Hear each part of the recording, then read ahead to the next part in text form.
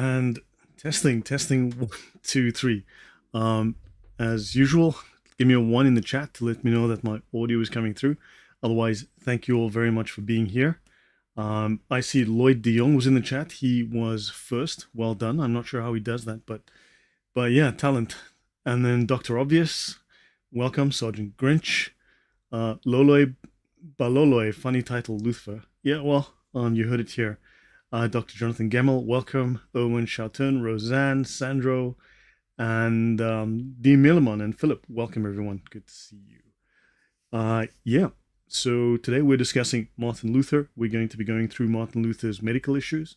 We'll discuss some of his theology, and as we have time, we'll discuss Martin Luther's support for polygamy. In other words, for a man to marry multiple wives. As you know, I've been working on this series for something like 3 years now. It's been a difficult process to untangle all the threads, to find all the sources, to go through all the sources, find all the corroborating evidence, and also go through the Martin Luther's own works.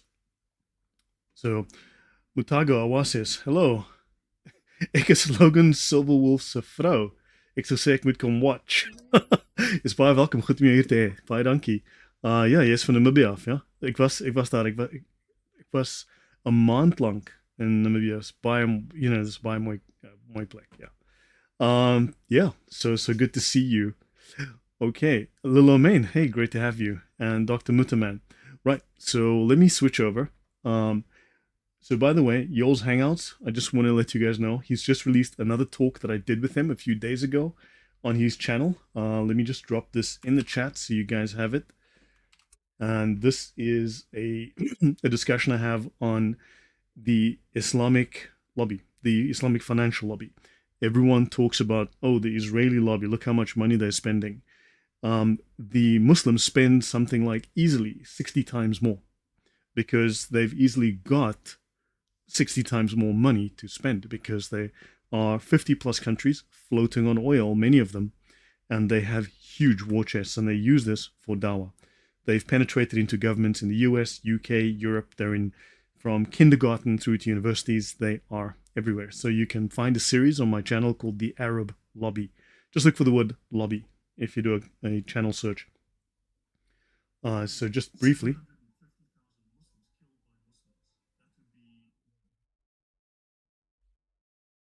Okay, so hold on, let me just turn on my audio. I see my broadcast audio was off, so let me just go back here. I'll just play a few seconds of introduction to this talk, and you guys can go over to the channel and check it out. 750,000 Muslims killed by Muslims. That would be, what, a quarter of the Palestinians? And no one cares. Nobody cares. Because no Jews, no news. Georgetown University, funding from Muslim nations. Now, the US taxpayer, okay, which gives funding to Mideast departments, is under 500,000. Funding from Muslim nations, $378 million. She's a Muslim member of the Muslim Brotherhood. Her father is deep into the Muslim Brotherhood. So is her mother. Really? They are propagandists for the Muslim Brotherhood. Isn't she the one that dated the guy that got caught with like Kitty? Yes. With the yes. Kitty? Yes. Whoa, yep. I didn't know that. That makes sense. She's named Hillary Clinton's shadow. She was the vice chair of Hillary's 2016 presidential campaign.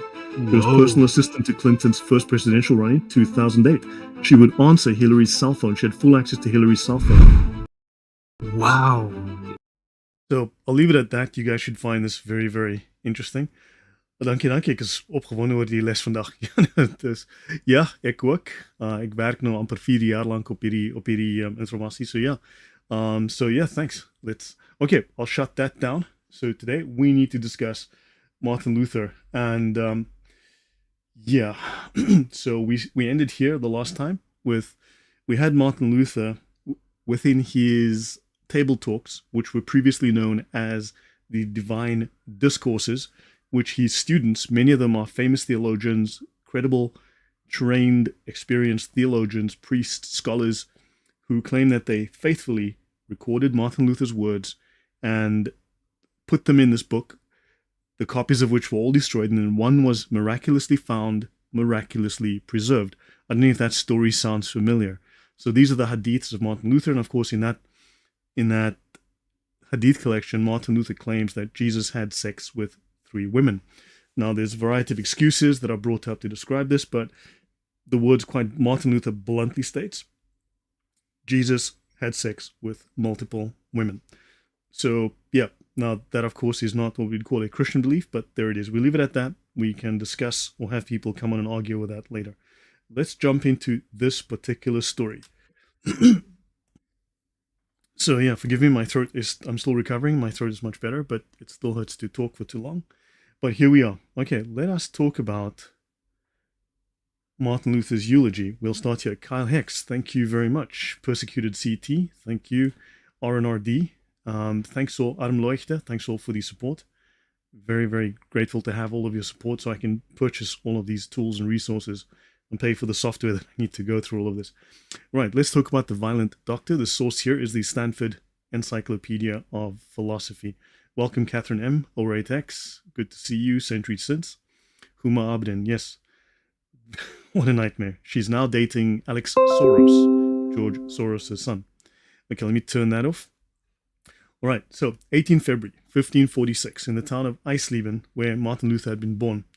His burial ceremony in Wittenberg, his most close confidant and friend, Melanchthon, speaks the eulogy, and he says that he could not deny the complaint that Martin Luther displayed too much severity. We've already discussed Martin Luther's extreme violence. His betrayal of the peasants, leading to the deaths of 100, maybe as many as 150,000 peasants. So he displayed too much severity in dealing with his opponents. Nonetheless, he cited one of those opponents in response. But I answer in the language of Erasmus. Because of the magnitude of the disorders, God gave this age a violent physician. So he, at the eulogy, describes Martin Luther as a violent physician. Now, this might seem like an interesting turn of phrase, but it has implications for us. So this is my analysis of it. Of course, you're welcome to think it through and decide for yourself. But my perspective, from a Christian perspective, is there is hypocrisy and incongruity in a violent doctor from a Christian perspective. Because a violent doctor would go against the concepts of doctors being healers and helpers, right? So given the teachings of Jesus, who preached about love, forgiveness, and turning the other cheek, in the New Testament, Jesus exemplifies non-violent, compassionate approach, even towards his enemies. Now remember, Martin Luther is not supposedly a soldier. He is a theologian. So such violence is contradictory to the teachings of Jesus and the principles of Christianity. A doctor is supposed to heal and care for others. He should embody these values of love and compassion rather than resorting to violence. We've already discussed how Martin Luther has inspired the Nazis, how he left a plan for dealing with Jews, which the Nazis simply took and implemented. They did not misunderstand him. They did not falsely interpret him. They simply, Martin Luther said, if the Jews preach, then kill the rabbis. If the Jews have synagogues, burn the synagogues down, burn their houses, burn their possessions, destroy their possessions, put them in labor camps, make them work. Now, you might say, well, the Nazis did that. Yes, because that was written by Martin Luther. The Nazis simply applied it. Now, Martin Luther, as a Christian reformer, is seen even by his closest allies as going against those beliefs by using excessive force or aggression.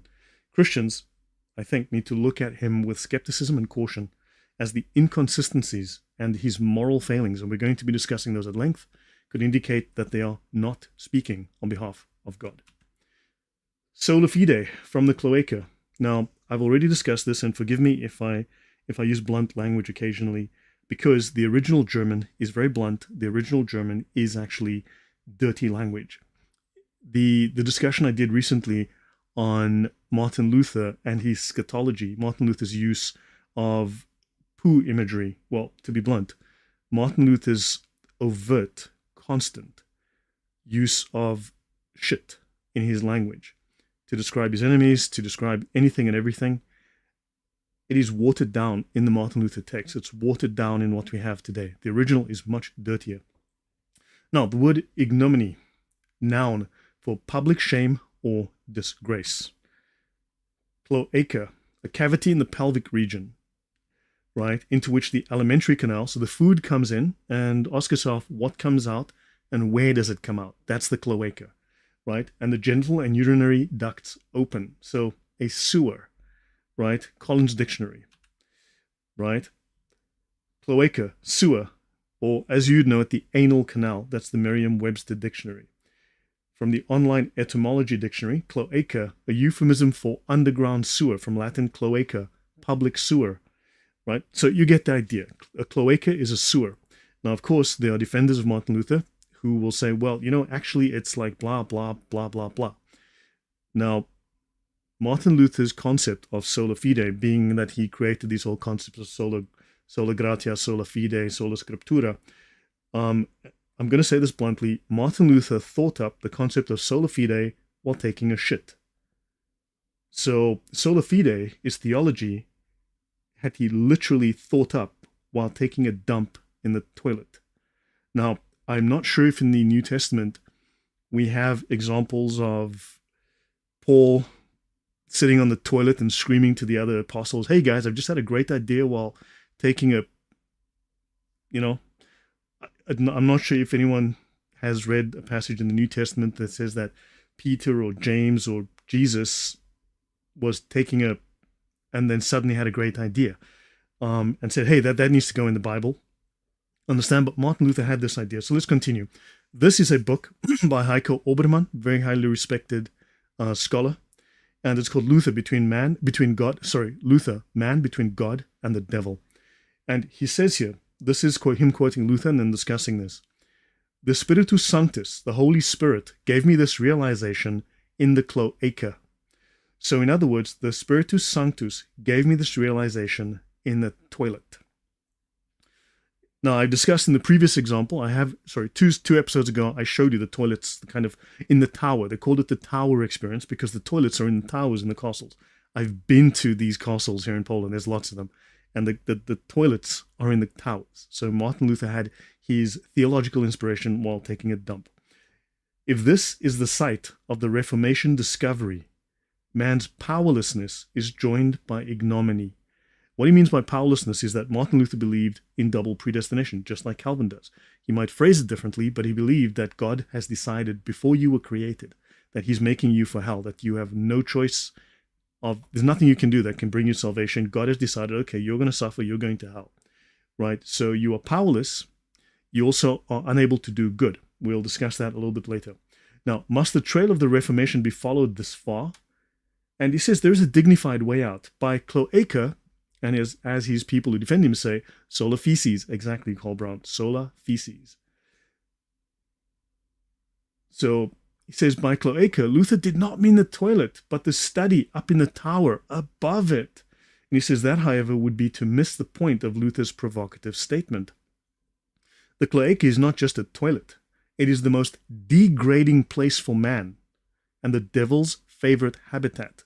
Martin Luther said the devil's domain is the toilet. And so he would go to the toilet and confront the devil there.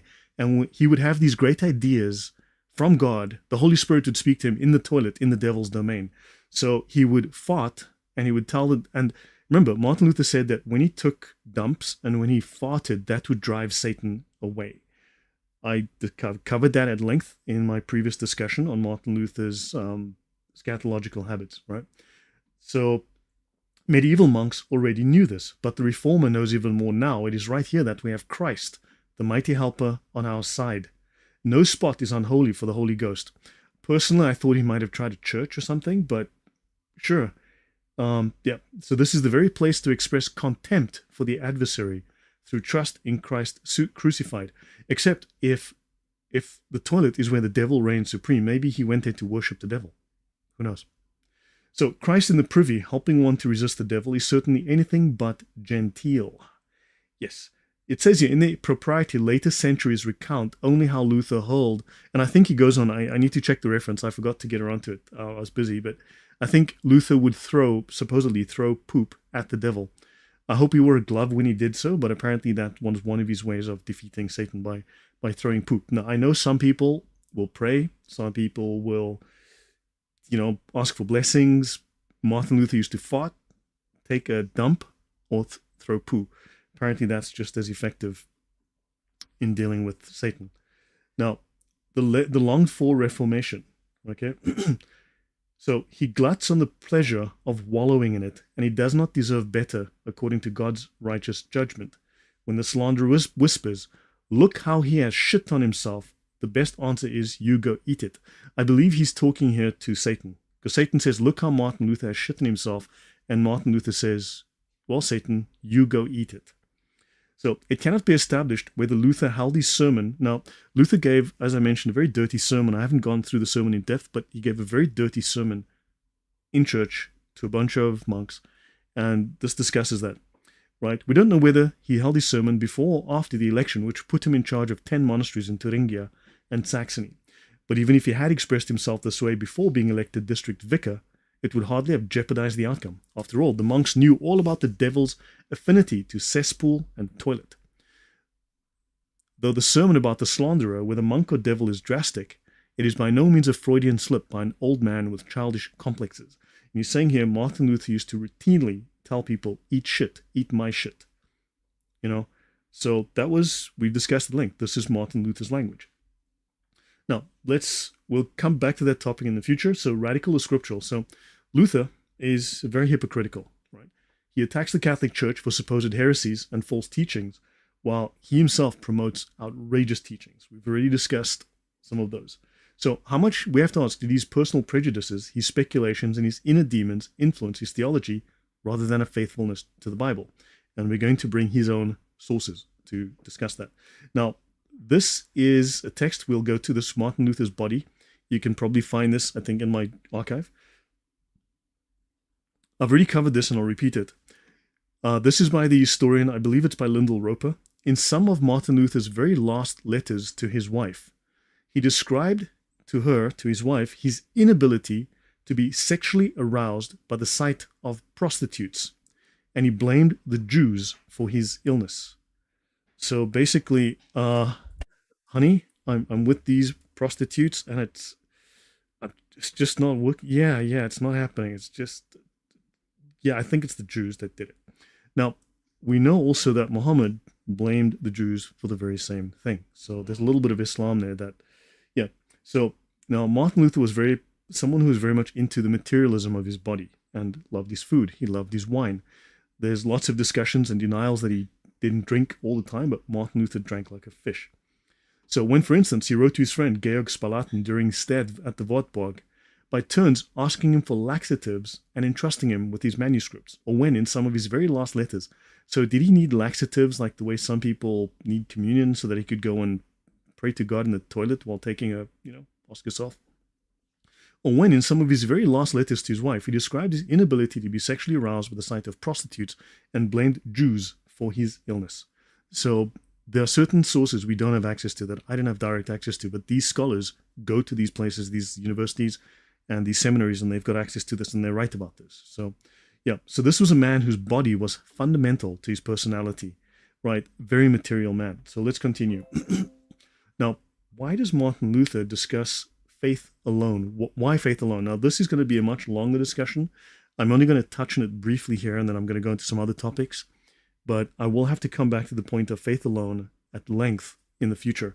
We're going to have to do a detailed theological dive onto that one. But the reason that he comes up with faith alone, there's several of them, but let's talk about why. Because you are evil. If you're watching this, that's you. You are evil. And that's why you need to have faith alone. So Calvin says we are evil. We're abominable to God. We are polluted. Even babies are polluted. This is the Calvinist view, right? So now, this is the Institutes of the Christian Religion, or the Calvinist Religion by John Calvin. Let's have a look here at what John Calvin has to say. Remember, Calvin was 8 years old when Martin Luther published his theses supposedly nailed them in Wittenberg to the door of the cathedral, and he gets his ideas from Luther. So he says here, our nature being so totally vitiated and depraved, we are, on account of this very corruption, considered as convicted and justly condemned in the sight of God. You're a criminal, in other words. You are a depraved, convicted, condemned criminal. You are not good. Nothing about you is good. Your flesh is evil. Your mind is evil. Your spirit is evil. Your will is evil. You can only do evil, think evil, and desire evil. And even if you think you're doing good, even if you think that you want good, or that you are being moral, you are being evil, and everything you do is evil. This is the position of Martin Luther, oddly enough, as well as Calvin. And this liableness to punishment. So you should be punished because you're evil, right? And the sin of Adam renders us obnoxious to the divine judgment. It is not to be understood as if we, though innocent, were undeservedly loaded with the guilt of his sin, but we are all subject to a curse. So you are cursed. As you can hear, this is very positive language. God is good, God loves you. No, no, no. You're a criminal, you are evil, you are cursed, God abhors you, you are disgusting. Personally, I don't think that's very Christian. I'm not sure that was Jesus' message, but this certainly is John Calvin's message. We just catch up with the comments. Sandro's like, those Jews, yeah. Mutago says, imagine hearing that in German. Rough, no, it's much worse in the German. Yeah. So it's just a boy. Jay says, this is so stupid, I swear I can't, from Luther. He should have gone to the comedy club, but sitting instead of standing up, because he probably would do himself. Oh, we're going to talk about that. Absalom Stoop says, I'm raised Lutheran. I heard about the good things he done, like translating the Bible and teaching the layman about it. Yeah, of course they have to, because, man, once you dig into his life, you're going to find he was a disgusting man. Does it have a socialist touch? Yes, it does. Oh, we're gonna be getting there. Not to worry. How does he square Jew into his illness circle? Okay, so for instance, he writes letters to his wife saying, I walked past a Jewish suburb today, and I felt sick. I felt dizzy. I think the Jews did it to me. They cast a spell on me. They used their juju on me. That was Martin Luther writing to his wife, telling people. So let's see. Yeah, Calvin does make one feel warm and fuzzy inside. So, nevertheless, we derive from God not only the punishment from Adam, but also the pollution to which the punishment is justly due. So in other words, the original sin you inherited from Adam has polluted you, and you must be punished. You should be punished. You're not innocent. You're guilty. You're guilty. So now think of this in terms of woke, in terms of your whiteness makes you guilty. You can never wash out your whiteness. You see, you will always be guilty of whiteness. Therefore, you are always racist, and that is abhorrent. Now, parallel those two thoughts and ask yourself, could some of these modern woke ideas be kind of, could they have an origin in a place called the Reformation? You never know. So, he says, infants themselves, as they bring their condemnation, so infants don't bring joy and love and innocence, no. Babies bring condemnation into the world with them. They are rendered obnoxious to punishment by their own sinfulness, right? For though babies have not yet produced the fruits of their iniquity or their evil, they have the seed of evil within them. For their whole nature is a seed of sin, and therefore cannot but be odious or disgusting and abominable to God. So your babies, just so I let you know, because Calvin's a great theologian and one should never question, babies are odious and disgusting and abominable to God. It makes me want to go to the Calvinist church and just like, oh, praise be to Calvin, praise be to Calvin, hallelujah. Yeah, so you tell me. And he says, there could be no guilt without crime. Well, you've committed a crime, you're a criminal. So he says here, and this depravity never ceases in us. You are all depraved, right? So yeah, you're all depraved. I'm a Calvinist, and I need to buy a Learjet so I can travel around the world. I guess that's how this works, something like that. This depravity never ceases in us, but is perpetually producing new fruits. So this emission of flame and sparks from a heated furnace are like the streams of water from a never-failing spring. So this evil just comes off you, not in drips and drabs, but it just screams off of you. So our nature is not only destitute of all good. There's nothing good within you. Your nature is completely evil. There is nothing good within you, but is so fertile in all evils that it cannot remain inactive. The evil is just crawling all over you. Everything in man, the understanding and will, the soul and the body is polluted. Hallelujah. Calvinist doctrine for the win. This is John Calvin for the win. Martin Luther was not very different at all. They might phrase things differently, but they were both the same. So yeah. Yes, Calvin is pure. He's elect. He is elect, just your boy Jay. Calvin is one of the elect. So yeah, just get over it. Like almost all, he takes a position from the church and the Bible and goes into a ridiculous extreme. Yes, he does. So Luther feels like a complex character. Being Swedish, I can sort of understand the neurotic parts. No, he was evil. Martin Luther was violent. He was traitorous. He was evil. He was twisted. And I'm going to be going through this at length. Let's continue. A quote from Titus 1:16. They claim to know God, but by their actions they deny him. They are detestable, disobedient, and unfit for doing anything good. So this is from a slide that I saw. You can find this online. I found this set of slides online discussing Martin Luther. It was just, it's like, yeah, Martin Luther had a few problems, but otherwise he was a wonderful guy, what amazing man. So fine. So here they admit to this. Luther's health, monastic life, mental depression. We know he was a manic depressive. He would have screaming fits, and then he would have depression and screaming fits. He was bipolar. Pain of gall and kidney stones. He had migraines. He had night wars, anxiety and insomnia. He had ringing in his ears and dizziness. Reminds me of a certain Muhammad. He had an open ulcer on his leg. Let's explain. How did it get there? Let's ask about that. He had constipation, diarrhea, and hemorrhoids, and that's not even the full list. Let's continue. National Library of Medicine. Okay, Nihon Ishigaku Zashi, Medical History of Martin Luther. And here, since the second half of his 30s, he was suffering from severe constipation, causing hemorrhoids and also anal prolapse. Anal prolapse is when your anus can no longer close. It opens. Now, gay people get this, and I'm sure you can guess why. Hopefully I don't have to explain in detail how this apparently happens, but it can, because it's being used in a, let's say, non-standard fashion, it kind of no longer can stay closed and keep the poop on the inside. It opens, and then you have to wear adult diapers because you can't keep the poop in. He had that problem. At the beginning of his 40s, he had vertigo, tinnitus, and headaches, which were the signs of chronic purulent otitis media, and it ended in left otorrhea and pyorrhea of the left mastoiditis. Just look it up yourself, please. I'm not even going to go. He started to suffer from anginal pain, colic, and dysuria due to urinary acid stones, gout, and a left leg ulcer, which were all caused by metabolic syndromes. The last third of his life was affected by the shadow of diseases, and his religious activities were frequently disturbed. He died from myocardial infarction at 63. Okay, let's continue then. Okay, just so you know, this is the actual text here, and I will drop this one in the chat for you, just so you can have a link to this particular document. There it is. So that's a genuine document on National Library of Medicine. Okay, let me continue here. Now, Martin Luther's seizure disorder. Now, this is from an article in German by H. Feldman. Martin Luther's diseases are well documented because he used to discuss them freely in his letters. There's also a wealth of evidence through reports by his friends. Right? Luther also suffered from recurring attacks of a peculiar symptomatology. Luther himself and his friends considered these seizures to be not a natural disease, but Satan punching his flesh. So, in other words, he was a little cuckoo, and he compared them to St. Paul's disease.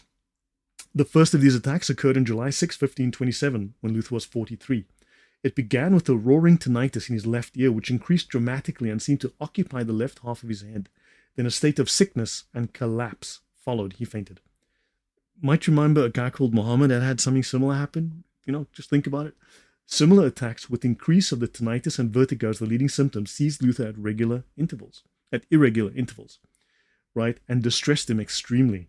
Investigators of Luther's diseases interpreted these attacks as manifestations of a psychiatric disorder and a chronic inflammatory disease of the middle ear known as Meniere's disease. Right, let's continue. That's another real paper. Okay, that's another genuine real paper. I hope it's this. I'm not sure if it's the same one. Let me continue. Okay, now let's have a look at coprophagics. What are coprophagics or coprophilics? People who love poo.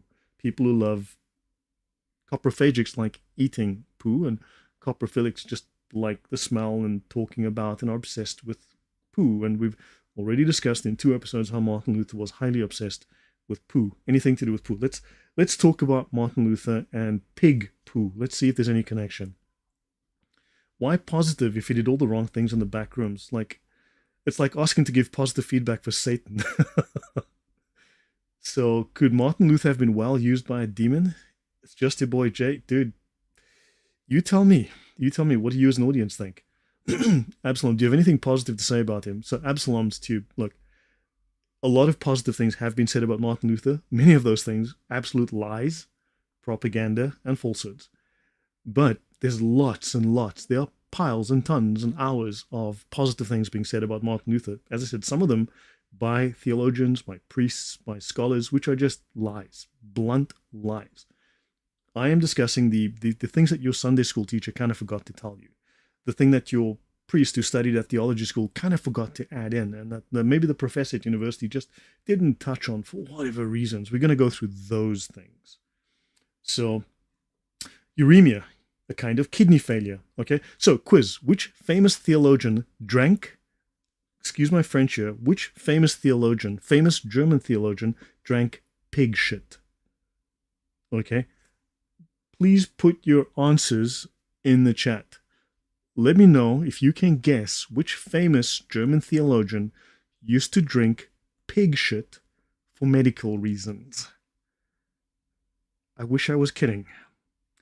Then, once you've answered that question, which famous theologian drank horse poo? Ate horse poo for medical reasons. Can you have a clue? Holy man, can you have a clue? His name rhymes with farten, and his surname rhymes with pooper. So like farten pooper. Hopefully that's a clue that can help. So, which famous theologian drank swine feces and ate horse dung for medicinal reasons? The source here is a book called The Resilient Reformer, The Life and Thought of Martin Luther by two respected theologians and scholars. So he had uremia, a kind of kidney failure. He also had gout, which is pain in one's joints caused by the buildup of uric acid. It pained his large toe so much that he once threatened to cut off his toe. In 1532, in a lengthy sermon series on 1 Corinthians 15, which deals with death and resurrection, Luther was so sick he could not continue. In fact, he said, "Christ, grant that this year I may enter heaven." Luther praised his medicines coming from the Dreck-Apotheke, or excrement pharmacy, or let's phrase it the way he actually said it, the shit pharmacy, including slurries, you would phrase that as smoothies, of swine feces. So Martin Luther drank, apparently, according to these scholars in this credible biography of his, he drank smoothies made of swine shit for reducing blood flow and horse dung for better breathing. I am not... Maybe he just liked drinking swine shit. I don't... Because, look, the Middle Ages might have been weird, but I don't think anybody was that weird. And it says here, perhaps not surprisingly, they seem not to have helped much. Now, these are not two scholars that hate Martin Luther. These are friends and defenders of his. These are people who say the most amazing, nice things about him. Yeah.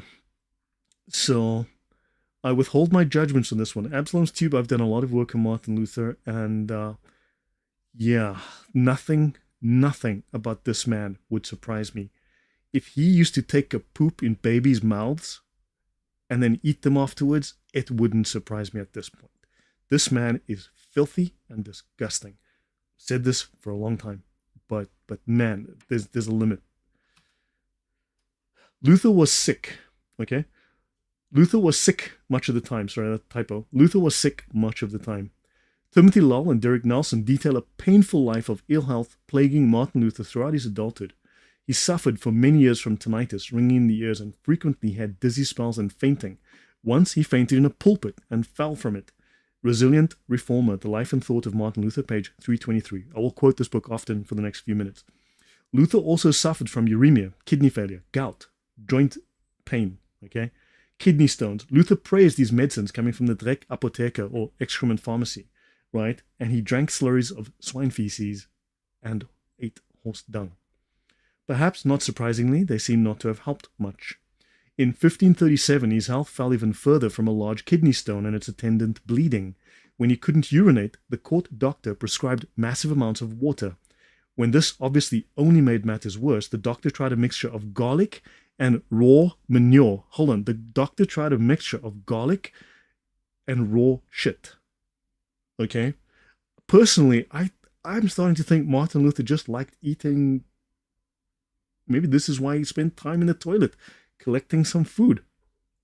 You tell me. In excruciating pain, Luther expected and hoped for death. Finally, relief struck. The sharp jostling of the carriage broke the kidney stone loose. Over a gallon of urine poured forth uncontrolled. Shocked by his survival, he exclaimed that night, "Luther lives." So what they're forgetting to mention here is that Luther took a piss on himself in his clothes, in the carriage, with other people, presumably. But this, he didn't step outside and go take a leak. He pissed all over himself. So yeah, I mean, look, I mean, I remember I was reading the book of Acts, and I mean, James once took a leak on himself, all over himself.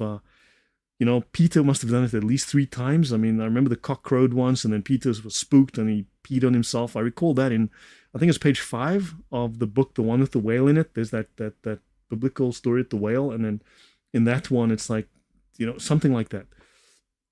So yeah, guys, this is the great theologian Martin Luther. Let's continue. Now, Pope Francis, let's have a look at this. Now, this is odd. Pope Francis compares fake news consumption to eating feces. Okay? Journalists must avoid falling into the sickness of coprophilia, an abnormal interest in excrement. Okay, fine. I'd say that's pretty good idea, generally speaking. Okay, and then of course there's this. Pope Francis compares media that spread fake news to people who are excited by feces. Oh, bugger. Okay, anyway, so yeah, that's Pope Francis. I'll leave it at that. So yeah, it's a good thing. It's a good thing not to get excited by feces, but maybe 1 or 2 famous theologians might have. So yeah, I just thought I'd share this with you because your professor at university probably forgot to say that. So, right, now let me see. I'm trying to catch up, so I hope you get this. It's unrelated. Have you ever read anything about the Cristero War? Vaguely. Right, moving on. It's a sign of Christianity to take a leak on yourself. Yeah. So, ill health continued to afflict Luther in his old age. His physical and emotional pain in his last years was so intense, he frequently prayed that he be allowed to die. Many of these illnesses were mentioned in the previous chapter, including uremia, gout, ringing in the ears, fainting spells, and kidney and bladder stones. In the last 5 years, that list would be expanded to include a painful, perforated eardrum, which festered pus for weeks. He had pus leaking out of his eardrum, severe diarrhea and vomiting, an abscess on his throat, and an acute inner ear infection. He went blind in his right eye from a cataract. He had dysentery. What is dysentery? Let's have a look at what the heck is dysentery. Let's just go there. Let me just bring this up. Dysentery is an infectious disease characterized by the inflammation of the intestines, which causes diarrhea with blood and mucus in the feces. It is caused by bacterial or parasitic infections and can result in severe dehydration and other complications. Now, where would he get parasites? I mean, think of yourself, like, it's a mystery how this great man of faith, of cleanliness, because cleanliness is next to godliness, and drinking shitliness is next to Lutheriness. Where the heck could he get parasites? I'm stumped. I am stumped. Where would Martin Luther get parasites from? Man, I don't know. Can you guys help me out here? So, Catherine says, I'd say Luther was septic for years before he died due to severe blood infections from excessive consumption of E. coli. Yeah. So, yeah. So, snarks, bye donkey. Okay, continue. Okay, Meniere's disease is a disorder of the inner ear. It causes episodes of vertigo, hearing loss, tinnitus, which is a ringing in the ears, and a feeling of fullness or pressure in the ear. Right? The cause is unknown, but believed to be related to changes in fluid volume. Okay, so this can come and go. It's one of those things that we... Right, so a particularly ridiculous medieval treatment made matters worse for his ulcerous leg. At the suggestion of his doctor, Luther used a sharp stone constantly to keep open a slice in his shin, so he was constantly cutting into his own skin to keep a wound open. This was thought to provide relief from any ailments, but in reality just helped keep his leg painfully infected for 3 years. Later, medical advice persuaded Luther to switch strategies, and he took up sneezing powder instead. So look, if you aren't getting the idea that this man is insane, I don't know what more I can tell you, except for the fact that I'm going to be telling you a lot more about how insane this. Now, Catherine M says that sounds like a ritual turned bad. Now, you are echoing my own thinking.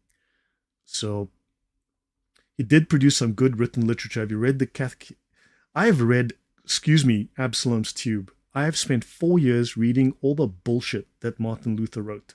I've also read all the bullshit and the absolute 100% bullshit that theologians, priests, scholars, you name it, have written about Martin Luther. I have read so much about Martin Luther, you'd be amazed how much information I have.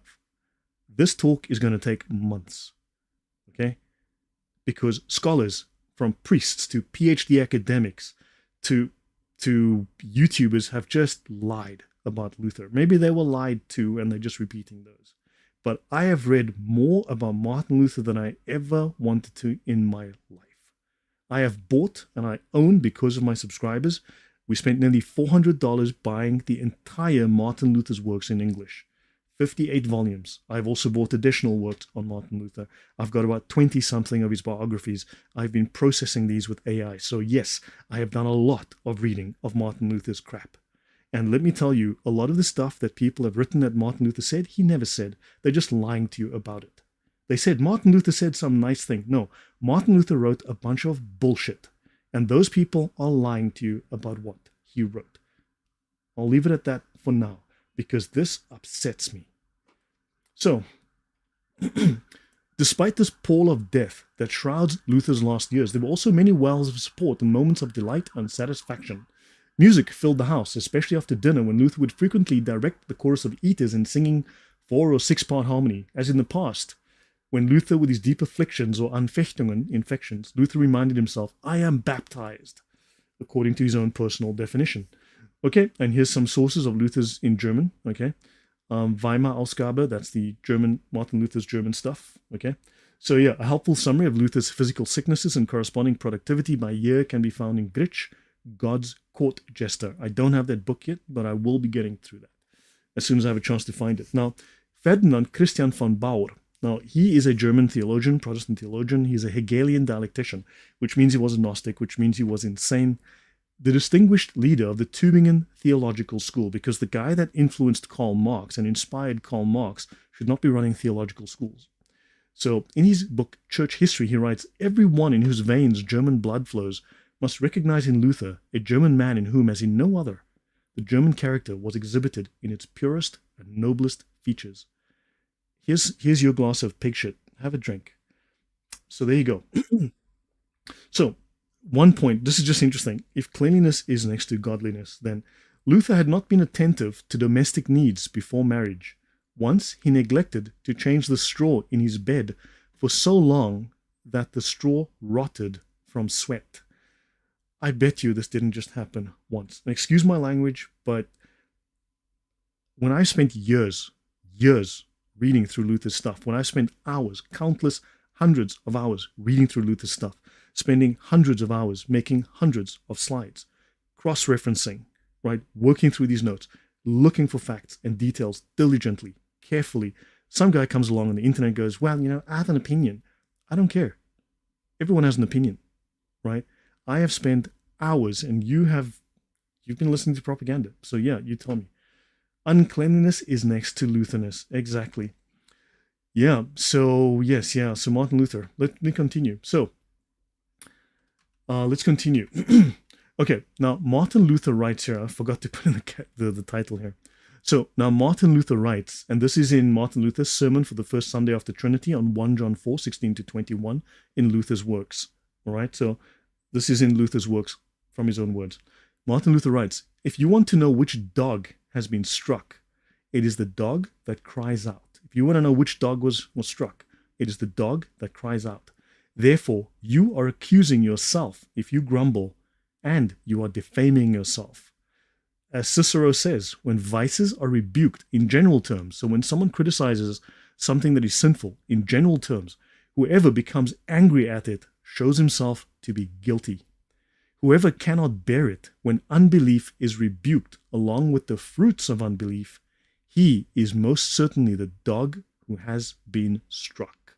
So whoever cannot bear it when the fruits of unbelief are rebuked, that person is most certainly the dog who has been struck, because they are the dog that cries out. So Luther experienced a fit during High Mass in the monks' choir while hearing the gospel about a possessed man. This led Luther to fall to the ground and behave erratically, and as he was having this spastic fit, he exclaimed, "It is not I, it is not me," indicating that he, Martin Luther, was not the possessed man they were discussing. So, if you want to know which dog was struck, it is the dog that cries out. So the man fell to the ground while hearing about a possessed man, and he cried out as he was writhing on the ground, "It is not me. I am not the one possessed." You take that as you will. So now this is from Luther by Hartmann Grisar. Now, Anthony Rogers, in his discussion a month ago with Thaddeus, discussed there's a website on the internet that debunks all of these things about Martin Luther. Yeah, I've read a lot of that website. And he did an interview. The same guy who owns the website, James Swan, discussed Hartmann Grisar. And he said that Hartmann Grisar's work is fantastic. This man's references are accurate. If he says Luther says it, Luther said it. And he references everything accurately. He gives this man high praise for his accurate references. So, it might seem to have been an epileptic fit, but there is no other instance of Luther having such an attack, although he did suffer from ordinary fits of fainting. Strange to say, some of Martin Luther's companions in the monastery had an idea that he had dealings with the devil, while others declared him to be an epileptic. We also know Muhammad was a little bit epileptic. So we learned both of these facts from his opponents and contemporary Johann Cochleus, who was on good terms with Luther's former associates. He asserts positively that a certain singularity of manner has been remarked upon by his fellows in the monastery. Later on, his brother monk, Johann Nathan, went so far as to assert that an apostate spirit had mastered Luther, i.e., that he stood under the influence of the devil. So it was not unheard of for Martin Luther to be accused of being possessed and being a servant of Satan, to put it that way. Right. Now, Melanchthon says, this is again Martin Luther's closest companion, when considering attentive examples of God's anger or notable accounts of God's punishments, such terror possessed him as almost to cause him to give up the ghost. So when people were discussing how God punishes and is angry with sinners, Martin Luther would act like the dog that was struck. So, because, in Martin Luther's own words, you are the dog that is guilty. And as a full-grown man, when such fears overcame him, he would writhe on his bed. So the man would writhe on his bed. So, you tell me. Right, let me continue. So, Luther was a very disturbed man. Yeah. How do you explain the protocols? Salam definitiva, don't ban me, please, but how do you explain? Well, look, are you trolling me? I have no time for that. Are you trolling me? Because this is very much off topic. Are you upset because Martin Luther was a proto-Nazi, that Martin Luther's inspiration was a proto-fascist? Is that the problem? Because I'm going to be discussing all of those things in great detail. So the Protocols of the Elders of Zion is a plot. This was something that was propaganda created by the Russians, spread by Muslims, because Muslims hate the Jews. So yeah. So Melanchthon was afterwards to hear from Luther's own lips something of the dark states of terror from which he had suffered since his youth. When he speaks of them at the commencement of his biographical eulogy on his late friend, he connects Luther's strange excitement in the days before his entrance into religion with a certain event in his later history when he was engaged in public controversy. Melanchthon writes, as he himself related, and as many are aware, says Melanchthon, when considering attentively examples of God's anger or any notable accounts of God's punishments, such terror possessed him as almost to cause him to give up the ghost. That's again in Luther by Hartmann Grisar. So, Dr. Jonathan Gemmell says, it is incredible that the true history of Luther has been suppressed so much. Yeah, I was shocked by going through all this stuff. I mean, the effort it has taken me to collect all this together. I've been working on this for years. He describes how as a full-grown man, when such fears overcame him, he would writhe on his bed, and he drank with glowing fervor from the springs of heavenly doctrine, namely the writings of the prophets and the apostles, in order to instruct his spirit in the divine will. So he goes on to say, of course, this just inspired Luther to to whatever, read the Bible, and they instruct him in the divine will. Now, do understand the divine will is a Gnostic idea. And there's a very specific example. When they speak of will, they're not speaking of logos. They're speaking of will. That's a very, understand that will, Allah is will. God is logos. There is a difference. There's a distinction. I had that talk on my channel. The will is satanic. The will is subjective. The will is the will of man against the will of God, whereas God is logos. And there's a very good reason why. We'll discuss it in the future. I have to go through at length on that, the divine will, where that comes in. That is Gnostic. That is also nominalistic. Thank you very much, Silvana Liverick. Nice to see you. Nice to see you today. Welcome back. Justin Alexander Brown says, the glory of Jesus Christ Almighty, salvation. Thank you. And Lloyd, imagine if Islamists came to know about this, they would have a field day with Protestants. Yeah, well, look, it's the truth. I think it is the truth. This is, he says, how did he gain such a large following with this level of erratic behavior? He doesn't seem to even make for a good cult leader, given how chaotic he is. Well, suppress the bad and use the chaos that he caused and take advantage of it, right? Overwhelmed with these pains and terrors, Martin Luther plunged only the more zealously into the study of the Bible. Of course, remember, he was doing this on the toilet. So, and now Martin Luther says, no, this is Melanchthon says, only believe, no, Luther, I think Luther says, only believe that thy sins are forgiven in thee through Christ.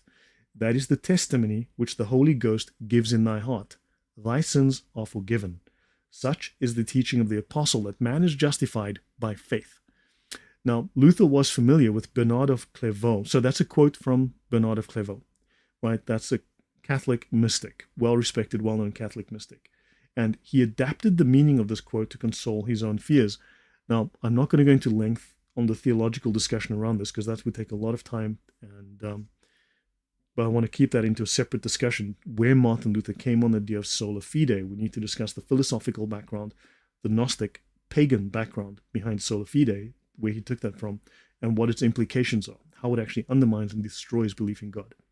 So, yeah, but basically he says, only believe if you believe. Now, this links back to his view of sola fide. Sola fide is really just, as long as you are confident, you're good. If you're not confident, God won't forgive you.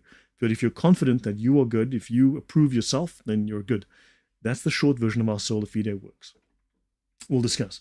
Now, Martin Luther had often wondered, he says on one occasion to his father Hans, whether he was the only man whom the devil thus attacked and persecuted. So he was heavily persecuted, in his own mind at least.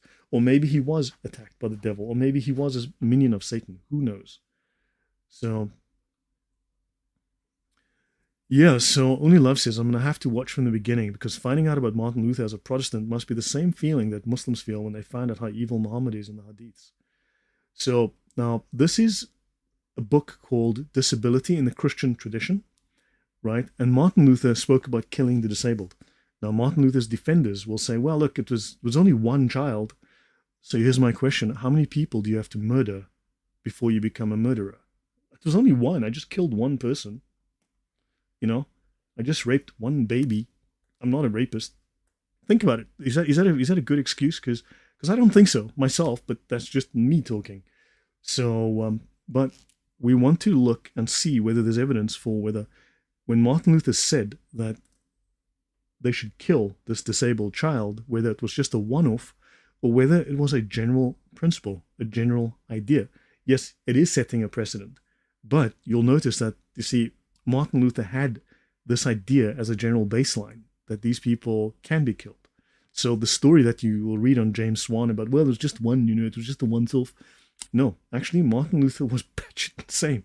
So now, Martin Luther recommended that the disabled child be suffocated to death.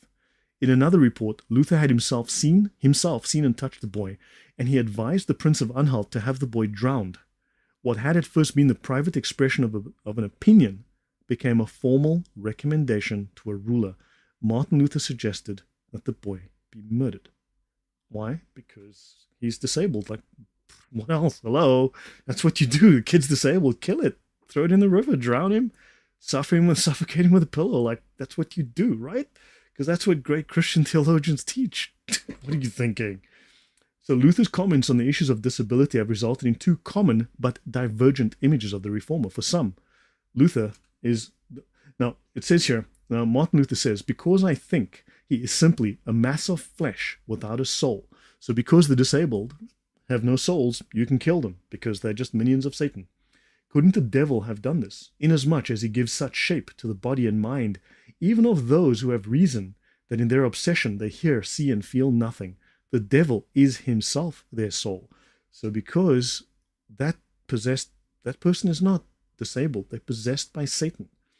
See, the devil has thrown out their soul. The devil is now in them, and if you want to cleanse them of Satan, you have to kill them. That's what you do with disabled people. Thanks, Martin. That's great. And of course, the Nazis were like, well, Martin Luther said that we need to kill the disabled, and that's what we're going to do. And that's what they did, because Martin Luther made it okay. And he's a great theologian. Remember, Martin Luther's a fantastic theologian.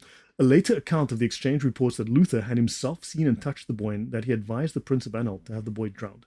So, a monster and saint, two images of Luther. This is in the chapter Luther and Disability. Luther is the monster of Table Talk number 5207, and this is where the Luther defenders come. Well, Martin Luther didn't write that. That's a weak hadith. Okay, fine, whatever. Whose suggestion to suffocate a 12-year-old boy from Dessau, suffering probably from Prader-Willi syndrome, was seized upon, along with many other of Luther's comments. Many other, now that's the part they leave out, the many other, was seized upon by National Socialists to vindicate the legalization of the killing of disabled people and the creation of the euthanasia program of the Third Reich. Don't forget, Canada also has a euthanasia program.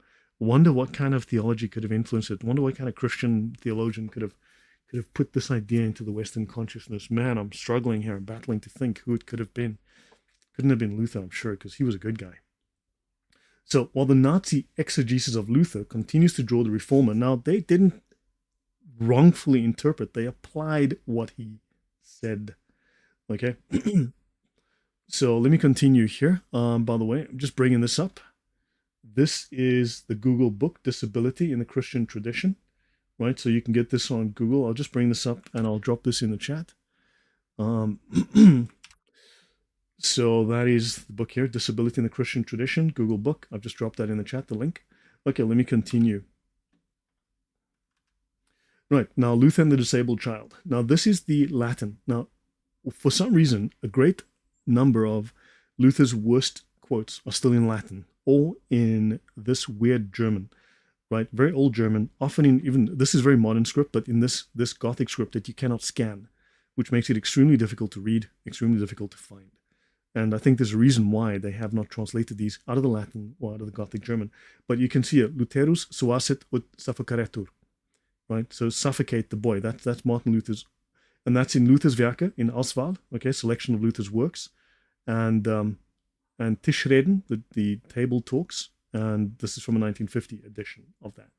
So number 5207 is called Disposition of a Boy Possessed by the Devil. You see, the boy wasn't disabled. The boy was possessed by the devil. And since that's Satan, you should kill the boy, because that's what we do. That's what Christians do. We kill the devil. So look, if you know of anyone that's got cerebral palsy, like think of David Wood's kids. Both of them are, according to Martin Luther, possessed by Satan and should be killed. That's Luther logic, you see? Does that make sense now, where we're going with this? This is Martin Luther, the great, amazing theologian. So, Lilomane, are you driving? Yeah, driving home, so we'll be listening with Conchat. Cool stuff, drive safely. Right, so guys, am I making sense so far? I'm sure I'm offending people. I'm sure I'm upsetting people. But this is Martin Luther.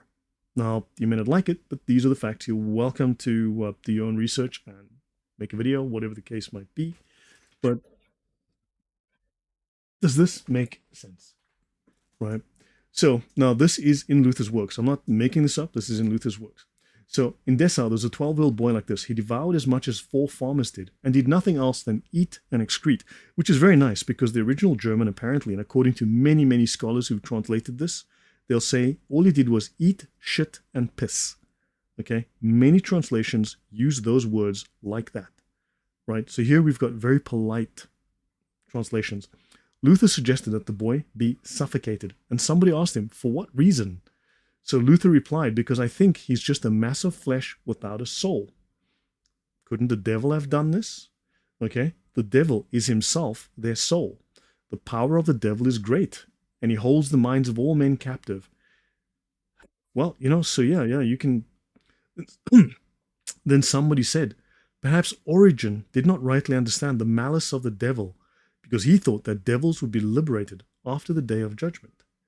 Aha, said the doctor, the sin of the devil is great, because he knowingly opposes God, the creator of all things. So there you go. I mean, Dr. Martin Luther. Let's see what else he has to say. Now, this is from Luther's works, again.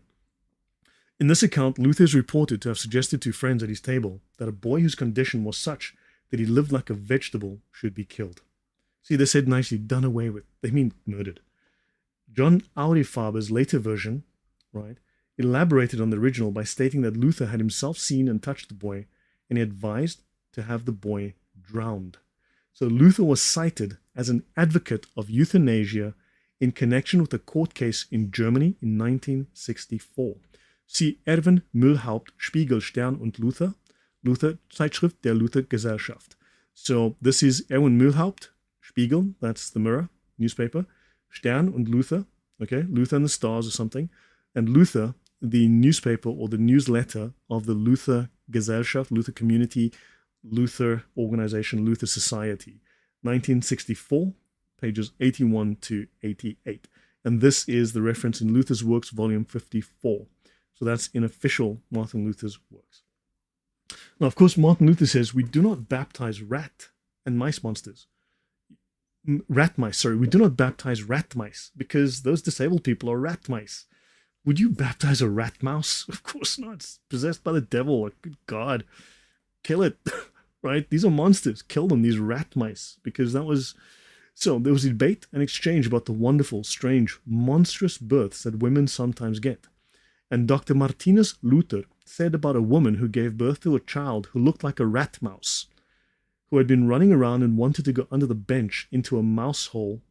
But when someone said he could not believe it, yes, said Dr. Martin Luther, you do not know yet what the powers of the mind are.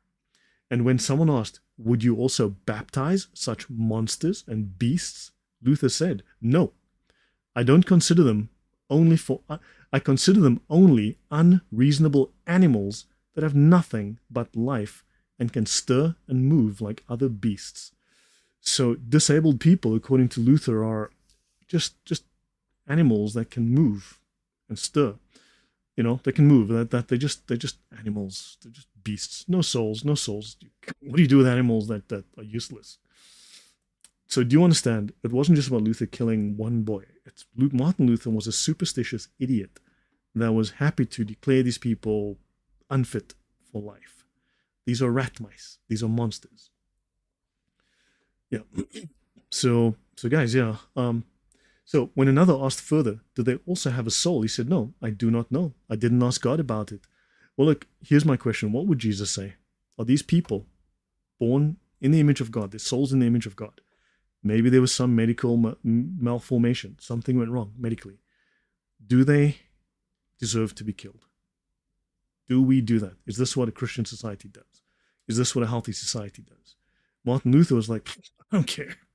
Kill him. So yeah, so you can see that this was a great theologian. Jesus couldn't hold a candle to this. Yeah. And this, of course, is also in the German. I had to translate it from the German. Tischreden, Weimar Ausgabe, jeden. Okay, Nummer 3, 2-3, pages 133 to 134.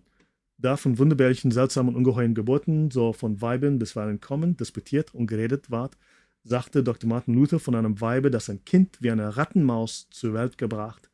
Die war umhergelaufen und hätte unter der Bank in einem Mausloch wollen kriechen. There's a couple of typos here, but you get the idea. Yeah. It's just the boy Jay says, no, they do not deserve to be killed. They are made in the image of God, and there's many disabled people who are preachers and filled with the Spirit. Yeah. Sylvanus says, recently I've heard the phrase human animals applied to a quiet, vulnerable ethnic minority. Yeah, well, yeah. So these ideas seem to be rooted in a certain someone's reformation as well. So like when the apostles asked Jesus about the blind man, whose sin is it, his parents or his? Yeah. The Gospel of Ibn Ab Luther, yes. So, wow. I had 106 viewers and now I'm down to 80. I must have really upset a bunch of people.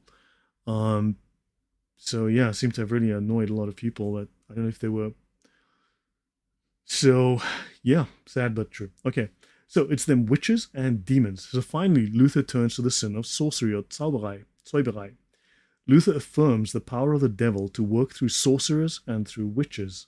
If the devil is able to blind the best and most learned of men to the truth of the gospel, he says here, even the best of men can be blinded by Satan to the truth of the gospel. It is easy for the devil to do such trivial things as producing storms and inflicting harm on human beings. But Luther insists that the devil and his human agents are unable to intrude on God's prerogatives, such as creation. Then he says, even though the diabolical parodies of God's creatures may take forms as distressing as changelings or demons that assume the appearance of children, like those disabled people are changelings, they're demons that assume the appearance of children. And what do you do with those things, those demons? You kill them because, yeah, that's what you do. Martin Luther's sermon for the 14th Sunday after Trinity on Galatians 5:16-24 in Luther's works. Through his witches, therefore, he is able to do harm to children, to give them heart trouble, to blind them, to steal them, or even to remove a child completely and put himself in the cradle in place of the stolen child. I've heard that in Saxony there was such a boy. He was suckled by 5 women and still could not be satisfied. There are many similar instances. Let's see, Martin Luther was made half blind. He had heart trouble. Maybe Satan did that. So yeah, there's lots of these half human, unhuman, demonic changelings, and yeah, that's Satan's work, and we don't protect Satan's work. So yeah, are you getting from this that Martin Luther really respected people and really had compassion for the sick? Because I'm not seeing that myself. Martin Luther was very highly suspicious. So table talk number 360. Medicine may be used to cure disease. Fall 1532. Fall or autumn 1532. I believe that in all grave illnesses, the devil is present as the author and as the cause. First, he's the author of death. Second, Peter says in Acts that those who were oppressed by the devil were healed by Christ. Christ cured not only the oppressed, but also the paralytics, the blind. Generally speaking, therefore, I think that all dangerous diseases are blows of the devil. For this, however, Satan employs the instruments of nature. Now we apply this to Martin Luther, then his illnesses, his severe litany of illnesses, were caused by Satan. He was afflicted by Satan. And the solution to that is to drink pig poo, because that's the first thing you'll think of, right? Now Luther condemns himself. He says, where human nature is left to go its own way and receives no help from the doctrines of God, it will certainly deviate from the right path and of itself fall into sheer error and blindness and become a veritable sorceress full of all manner of superstition. So Martin Luther says that when you lose your way, when you are separated from God, driven there by the self, by human nature, which is out of touch with the doctrines of God, you'll become filled with superstition. Martin Luther was highly superstitious. And he says that people who are superstitious receive no help from the doctrine of God and have deviated. Yeah, you tell me. So you tell me, what do you think? Am I making crazy connections here? Yeah. So, now this is from Will Durant. This is volume 6, The Story of Civilization, and he speaks of the Reformation. Now, perhaps more events were ascribed to Satan than to God. Scarcely a year goes by, lamented a Protestant writer in 1563, without the most appalling news from numbers of principalities, towns, and villages of the shameless and horrible ways in which the Prince of Hell, by bodily apparition and in all sorts of forms, is trying to extinguish the new and shining light of Holy Evangel. You know, the Holy Evangel brought by Luther, right? Luther joined the commonality in attributing most diseases to demons entering the body. So many believed that diseases were caused by the evil eye or other magical means, and that they could be cured by magic potions. So yeah, maybe if you mix pig poo with rat dung, you get a magic potion. So what do you get out of this? When you listen to this and you put all these little facts together, it doesn't paint a good picture. It doesn't paint a pretty picture. Okay. Now, particularly disturbing to modern readers has been Luther's discussion of the treatment of changelings, which was cited from the Table Talk in a 1964 German court case as a support of euthanasia for the disabled. So look, this is going on in 1964. This is after World War II, but the Nazis said the same thing, right? And then we have Aurifaber, and then Luther cited in 64, okay? And then also, not very much German language work has been found on Luther and disability. So in other words, not lots of people have been translating this stuff because it's too uncomfortable. Okay. Now, they mention here a work by Christian Murner of 1996, a disability activist who denounces the usual catalogue of supposed Luther crimes, i.e., wanting to kill disabled children, rebellious peasants, and Jews.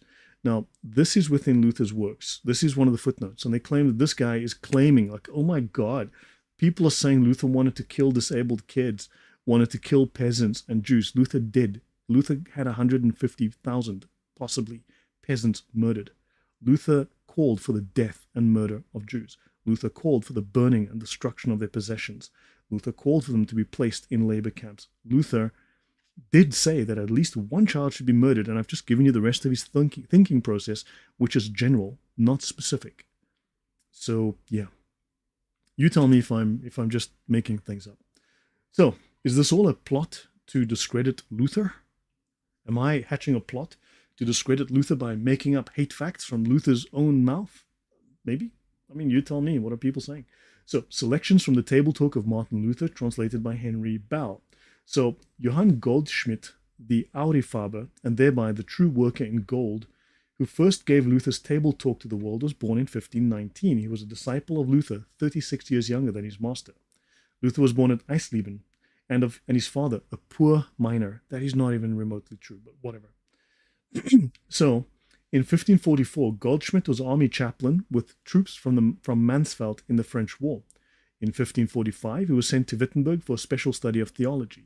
Now, this is the guy that discovered, after 500 copies of Luther's works disappeared, he found one again, buried under Luther's house, perfectly preserved. He found Luther's works perfectly preserved. And of course, he writes at length that he was faithful. All of the Luther students were faithful in recording Luther's words accurately. And of course, today it's a weak hadith, though. Okay, so he says he began already to collect, right, from surrounding friends, passages of his vigorous Table Talk, and remained with Luther till the last, having been present at his death in Eisleben. So he proceeded with a collection of Luther's sayings and opinions expressed amongst his friends. He was army chaplain amongst the soldiers. So yeah, and then he devoted himself to the forming of an Eisleben edition of those works of Luther, which had not already been collected. And the testimony of Johann Aurifaber, Doctor in Divinity, concerning Luther's divine discourses. And whereas hitherto I've caused certain tomes of books, sermons, writings, and missives of Luther to be printed at Eisleben, so have I also now finished this tome of his discourses, and have ordered the same to be printed, which at first were collected together out of the manuscripts. Well, thank you very much for the donation, Joshua. Thank you. So, just your boy Jay, thank you very much.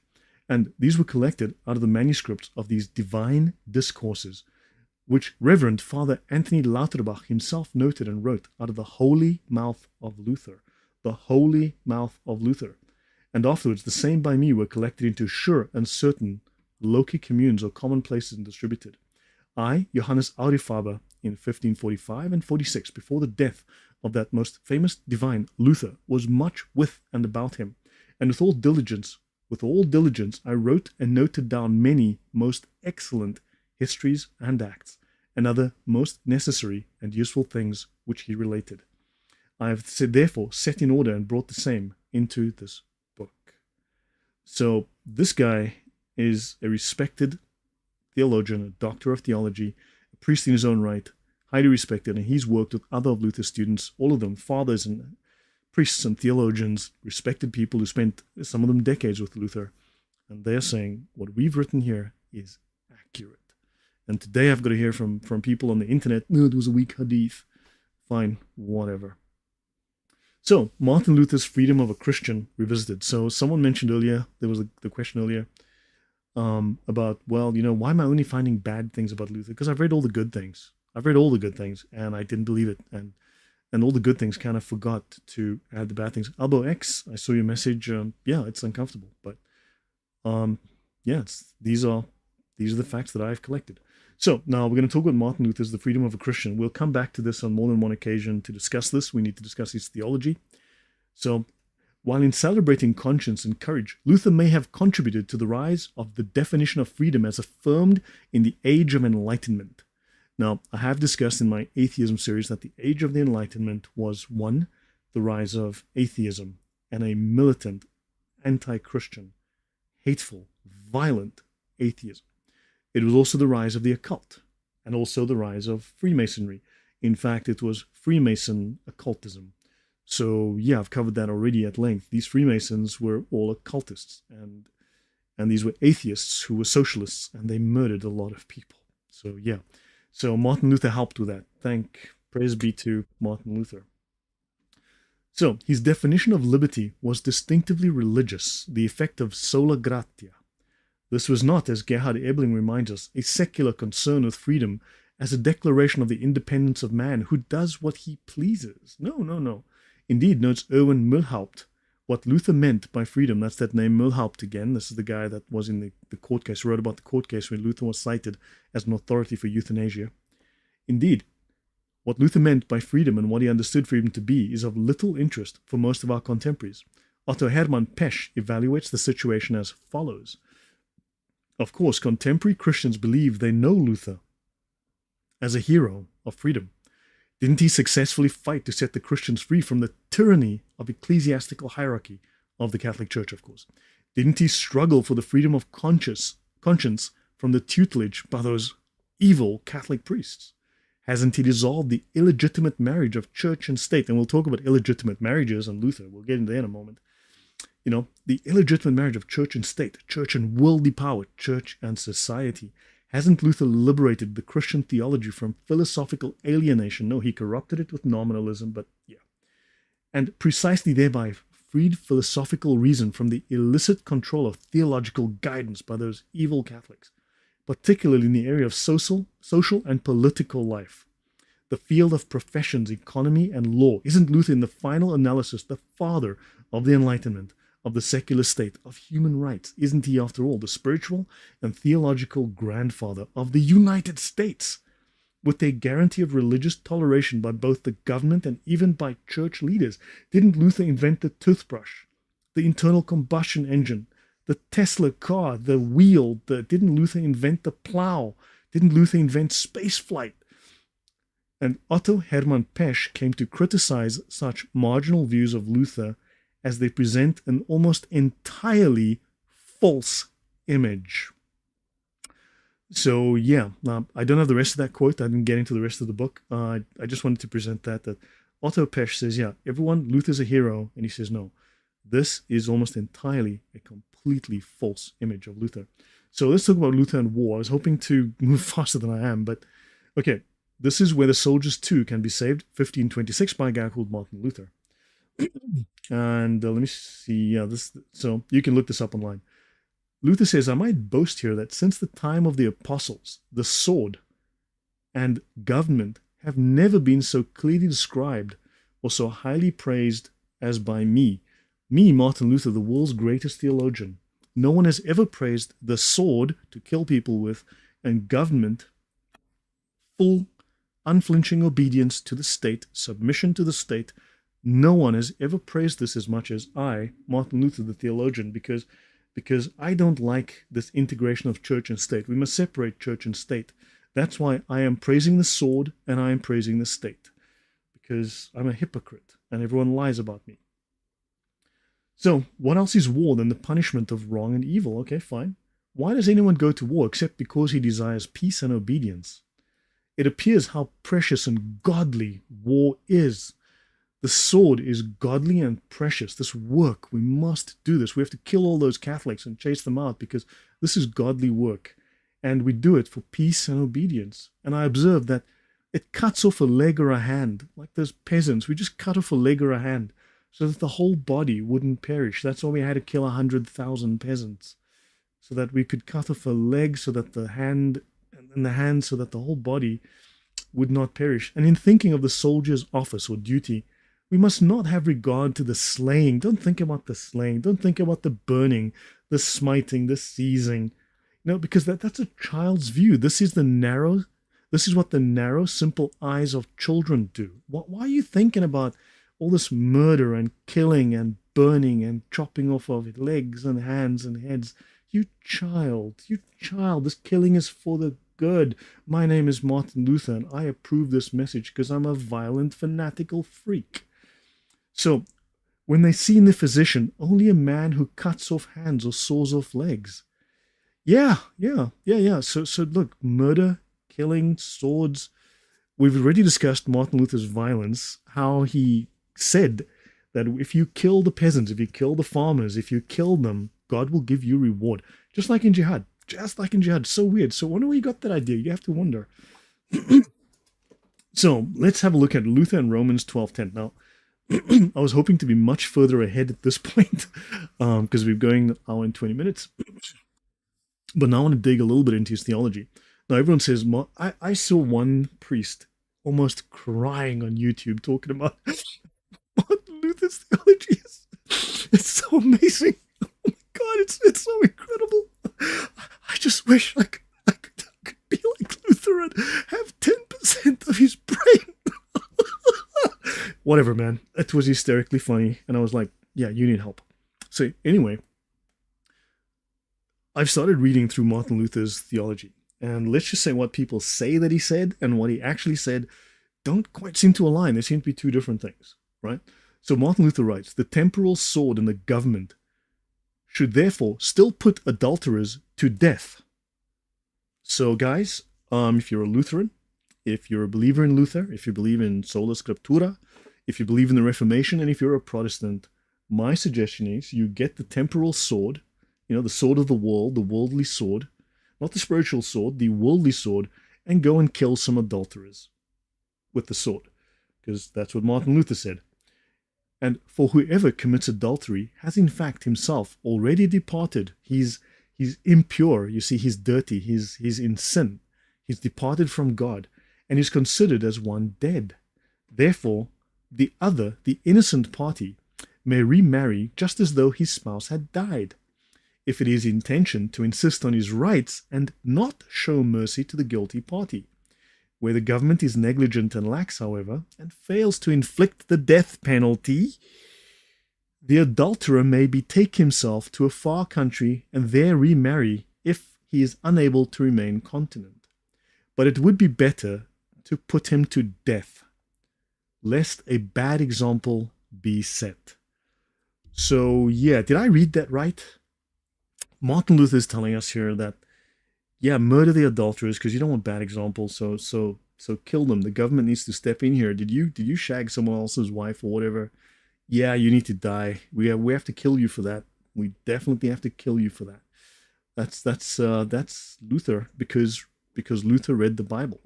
That's the Bible. That's what Jesus would have done. Think about it. I mean, Jesus must have killed dozens of people. I mean, he would have said, you shagged a woman, I'm going to have you killed. And then Peter, just kill that guy, stab him with your sword. Is that in that the book with the Bible? I'm not so good with the Bible. So the book with the whale, there's one with the whale in it. Does Peter stab people because Jesus says kill the adulterers in the book with the whale? Just let me know. So anyway, defending equality. So let's get a little bit of communism going here. Since there is to be no temporal sword amongst Christians, that's why the government has to kill you, you see? Because Luther says, hey, look, I'm a Christian.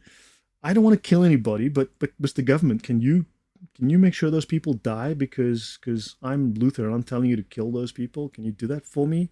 Because I don't want to get my hands dirty, but kill them already. If you don't mind, my name is Martin Luther and I approve this message. So, since there is no temporal sword amongst Christians, how then are they to be ruled outwardly? There must certainly be authority even amongst Christians. And the answer is, according to Martin Luther, he says, among Christians there shall and can be no authority, just chaos.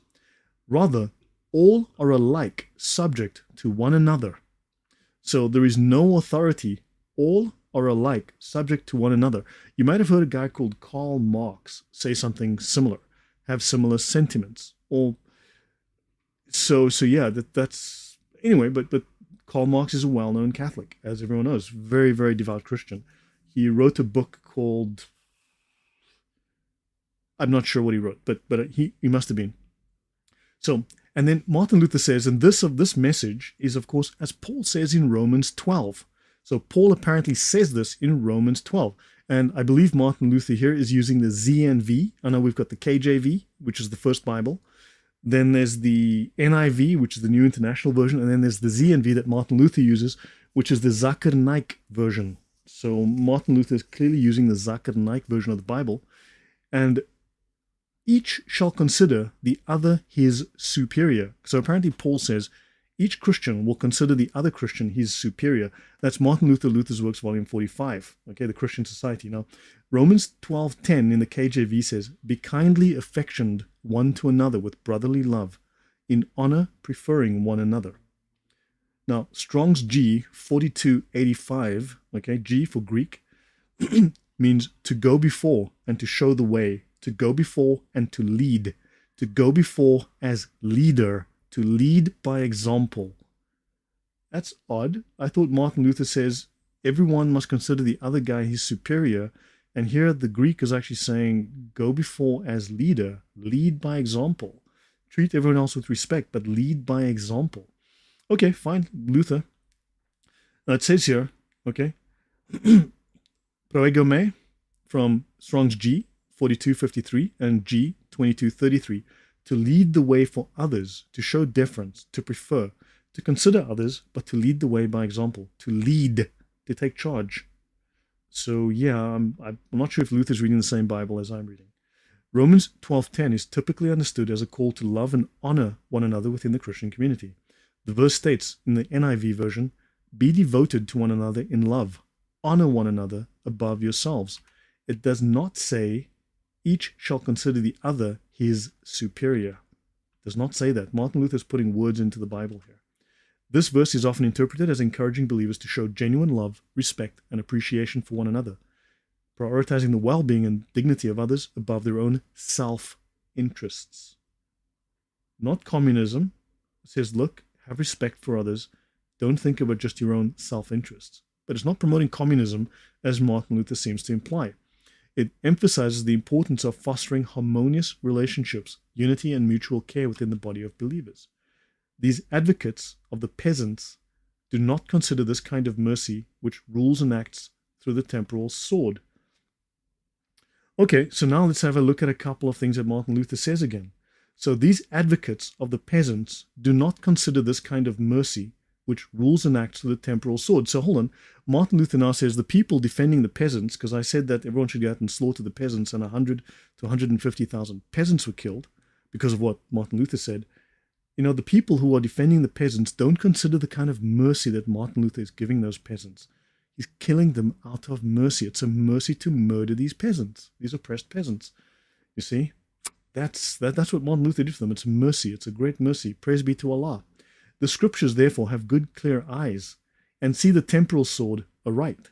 They see that out of great mercy, it must be unmerciful. The sword must be unmerciful to be merciful. And from utter kindliness, it must exercise wrath and severity. So in other words, take the sword, kill those peasants, because that is kindness and that is mercy. That's Martin Luther's Works, 46, The Christian in Society. Let's continue. So, Martin Luther on Kill Thy Neighbor. This is a book called Churches, Chaplains on the Great War by Hanneke Takken. Right, Churches, Chaplains on the Great War. There's a link to Google Books, and you can just Google that and you'll find it. And he says here, the idea that war was an act of love is even more prominent among the German Protestants.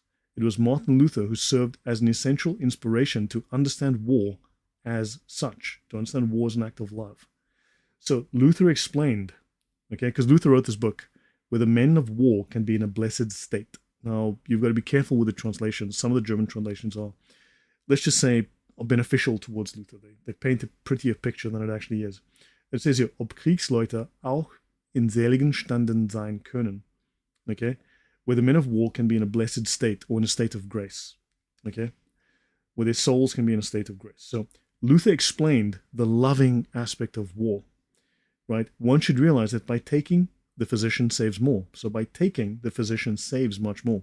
The hand that wages such a sword and kills, this is Martin Luther writing about people killing people. The hand that wages such a sword and kills is not a human hand anymore, but it is God's hand. It's not you that kills, it's God that's killing. But God's hand, and not man. It is God who hangs, breaks on the wheel, in other words, tortures, which is a war crime. God who decapitates, who strangles disabled children, and God who fights. These are all God's works and God's judgments. So there you go. So yeah, guys, now you understand that to kill, to decapitate, to strangle people, to fight, and to break people with torture, these are God's works. It's God doing these things because you are being righteous. This is God's work in progress. So yeah. So war is a duty of love, a small inconvenience that would prevent a much more destructive evil. So according to Martin Luther, this obliged Christians to take the sword because God commanded it. No wonder Protestants in America love forever wars abroad. Yes, Martin Luther had an extremely toxic, corrosive effect on Protestant thought, Protestant thinking on the West and on Germany for sure. Who was it that said earlier, it's uncomfortable, but I'm still here?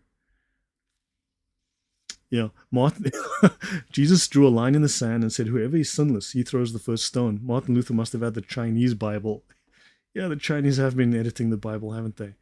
So who was it that says, I'm uncomfortable, but I'm still here? So maybe I've chased people away. Maybe people are not comfortable with this, but yeah. Excuse my sarcasm, but this does not deserve respect. This is not a man that deserves respect. This is a disgusting, foul, evil man. So I'm not impressed. Anyone who's going to tell me this man is a great, wonderful theologian, I'm going to have to find reasons for that. This guy would surely have been diagnosed in today's standard with actual and real malignant narcissism, if not psychopathy. I'm going to have to agree with you there. Yeah, Logan Silverworm says he's using the Lord's name in vain by speaking for God. Yeah. So let's briefly touch on polygamy. I'm not going to go at length here. I'm not going to make it in time. I was hoping to do up to slide 60, but I can always continue another night or tomorrow. So polygamy is definitely okay. If your name is Martin Luther, how many wives do you want? No problem. You can have as many as you like. In a letter to Chancellor Gregor Bruck, January 13, 1524, Luther writes, I confess that I cannot forbid a person to marry several wives, for it does not contradict Scripture. If a man wishes to marry more than one wife, he should be asked whether he is satisfied in his conscience. Do you personally feel that you can do this?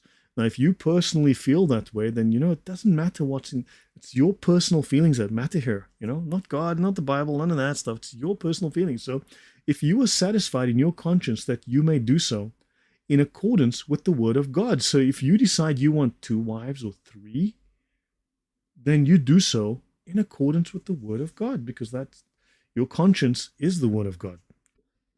So in such a case, the civil authority has nothing to do in this matter. So yeah. So you need to just ask yourself, am I satisfied that I want to marry 2 or 3 or 4 women in accordance with the word of God? Yeah, no problem. Now, notice the above passage is not in the document in Logos, Luther's works, okay? So this is a very common quote, De Veta 2, 459, the Estate of Marriage from 1522. Now, this quote is very commonly quoted before someone jumps on me about it. And now, yeah, now, Luther makes multiple such remarks. So it seems that this is a paraphrase. Not that Luther doesn't mean what is said there. He certainly does, but that specific quote doesn't seem to appear. I couldn't find that specific quote. It might exist somewhere. I haven't found it yet.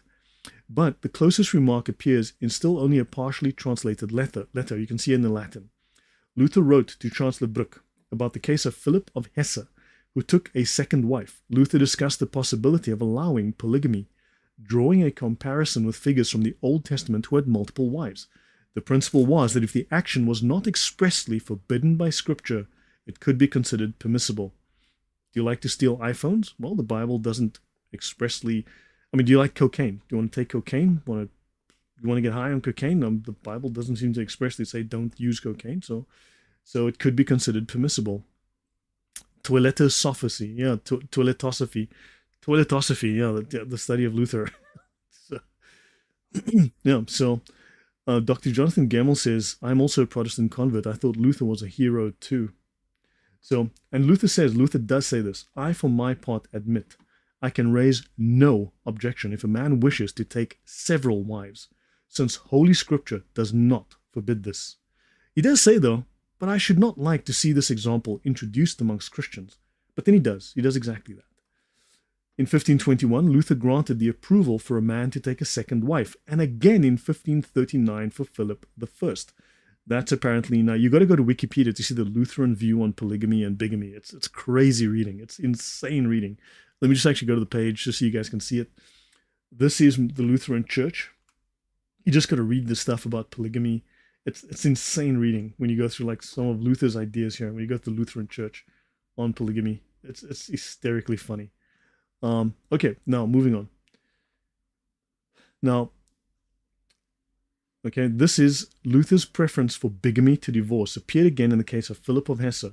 Luther insisted that whatever was not specifically forbidden by Scripture was an option for the Christian. And not only is there no biblical ban on polygamy, there are positive examples of it in the patriarchs. So basically, like Abraham had 2 wives, or Moses had 5 wives, or whatever the case might be. And yes, Pantero, nothing to do with Islam. Definitely not. Now, here's the thing. You can go through Luther's works, just like in Muhammad's works, just like the Islamic scriptures. And you can find Muhammad says ice cream is great. And then you'll find Muhammad tomorrow saying ice cream is evil and the work of the devil, and you must be killed if you eat it. So when you bring up that one that says ice cream is the work of the devil and you should be killed for eating it, Muslims will tell you, but Muhammad said ice cream is amazing. So yeah, and that's the same problem we have with Luther's works. On Monday, Luther says, no, we really shouldn't marry multiple wives. And on Wednesday, he'll say, how many wives you want? Go for it. Knock yourself out. So why did Martin Luther only choose the Old Testament as a benchmark and not the entirety of the Bible when deciding on polygamy? Dude, the man doesn't make any sense. The man it's erratic. It's incredibly erratic. It is inconsistent. The man has no consistency. So I think Mormons are even worse with that one. They're the kings of polygamy. Yeah, exactly. So yeah, let's continue. So long before the affair of either Philip or Henry, that's Henry VIII, which Martin Luther approved of their multiple marriages, Luther had written to a friend whose marital life was wholly asexual owing to the illness of his wife, and who had asked whether he might take a second wife. Luther responded that he could raise no objection if a man wished to take several wives, since Holy Scripture does not forbid it. Yeah, great. So yeah, that's fantastic stuff. Great stuff. Now, so Martin Luther says, as regards the other matter, my faithful warning and advice is that no man, Christians in particular, should have more than one wife. Now he says this, so he covers himself. Now this is what's amazing is, as you read through his works, like he'll say, no, that's bad, and then by the end of it, he's like, yeah, sure, you can do it, just don't tell anybody. So he contradicts himself in the same passages. It's crazy how this guy makes up his mind, or doesn't. So he says, my advice is that no man, Christian in particular, should have more than one wife. He doesn't say no. He says, we don't think you should. Not only for the reason that offense would be given, and Christians must not needlessly give offense, but they should avoid giving offense, okay? But also for the reason that we have no word of God regarding this matter on which we might base a belief. So guys, there is nothing in the Bible, there is nothing in the New Testament that would give us any indication on which we as Christians should come to a conclusion. In other words, for the 1500 years prior to the arrival of Martin Luther, there was nothing in the scriptures that anyone could possibly discover that would give them an indication that polygamy was not a thing Christians did. Couldn't find it. I, Martin Luther, cannot find anything in the Bible that says we shouldn't marry multiple wives. And he says that we might base a belief that such an action would be well-pleasing to God and to Christians. Oh, sorry, maybe I misread that. My apologies. Oh, no, we have no word of God regarding this matter on which we might base a belief that such action would be well-pleasing to God and to Christians. Sorry, my bad, I misread that. So, let heathen and Turks do what they please. Some of the ancient fathers had many wives, but they were urged to this by necessity. And here comes the out. Here comes the out. As Abraham and Jacob and later many kings who, according to the law of Moses, obtained the wives of their friends on the death of the latter as an inheritance. The example of the fathers is not a sufficient argument to convince a Christian. Okay, they're not.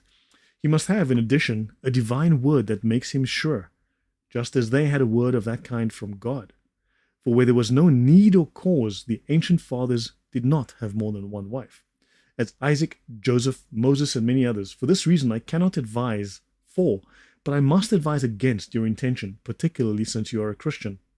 Unless. So don't do it. No, I have to say no. But unless there's an extreme necessity, unless there's a need, this is exactly the same as Islamic theology. It's no different. If there's a need, okay, tesir and darura, okay, ease and necessity. If there's necessity, you can sin and it's okay, God will forgive you. Unless there's a necessity, then you can do it. As for instance, if the wife were leprous or the husband were deprived of her for some other reason, some random unknown reason, who knows? On what grounds to forbid other people polygamous marriages, I know not. On what grounds to forbid other people polygamous marriages, I don't know of any reasons. So he contradicts what he said up front here. Understand? Martin Luther does this all the time. Covers himself here and then contradicts himself later. That's Luther Examined and Re-Examined, a review of Catholic criticism and a plea for re-evaluation.